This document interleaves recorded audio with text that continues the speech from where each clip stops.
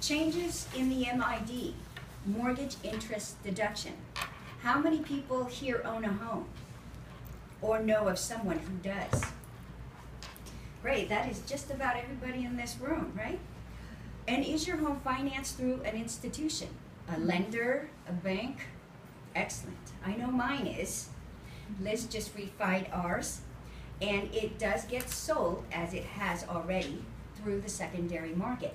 The secondary market, however, is another story. I'm here to talk to you today about the adverse effect that could change our mortgage interest deduction.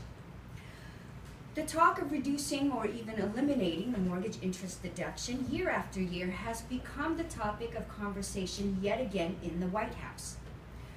With another year of deficits underway, Congress is again eyeing the reduction of tax benefits, such as the mortgage interest deduction, for a quick influx of cash. There's talk of keeping it for the current homeowners, but eliminating it for any future home buyers. And year after year, the National Association of Realtors, along with all the state association of realtors, such as California, Nevada, Washington, and so on and so forth, get involved in the fight to save the MID. If the vote to eliminate the mortgage interest deduction were to pass, it would affect, number one, roughly 75 million homeowners in the United States. That's a lot of people, folks. People who are not only proud to have a roof over their head, but a place that they can call their own. Number two, Congress would ignore more than 100 years of tax precedent that these homeowners relied upon.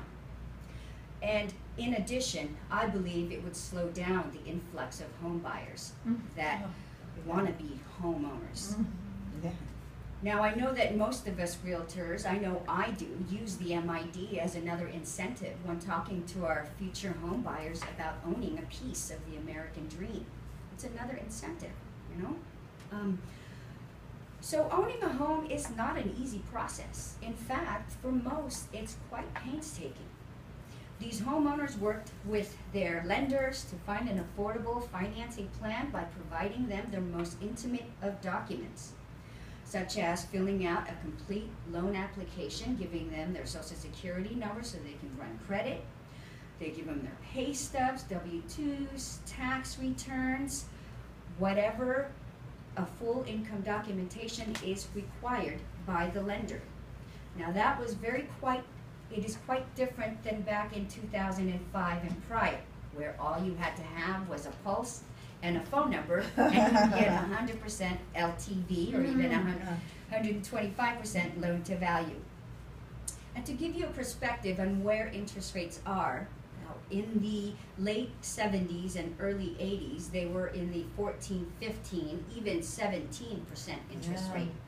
Compared to today's interest rates, at a 30-year fixed, you could get one today for low 4s to mid 4s, right? On a 30-year fixed loan, which is pretty phenomenal.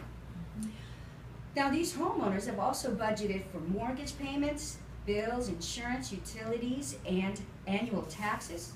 They put away enough money to pay their bills on time and put away enough money to put down on a home. In essence, these homeowners followed the rules. For people in Congress who want to vote for the mortgage interest deduction reduction, say that the tax breaks benefit is spread unevenly and hides behind a purported social ill in the tax code. I don't know, but the argument to that is if it were truly the case, there could be an attempt to disqualify any future home purchases from the MID without harming the current homeowners. Now, I know that as a homeowner, I don't want a bailout. I don't want any new entitlements or new protections. I merely ask that my legislators honor the rules that were the basis for making the biggest investment of my life. Although there's no official timeline for when Congress will bring the matter to a vote, but it's important that we, as homeowners, keep the pressure on Congress to save the MID from the axe. Overall, should it roll into effect, I say let our voices be heard by urging our congressmen and women to vote against it. As I found out, George Miller is our congressman, and he does have an office in Concord. So if you'd like his address and phone number, come and see me after class. And as Barry Ritholtz said, indeed, the entire home mortgage deduction is little more than a historical anachronism, a carryover from when all interest payments were deductible.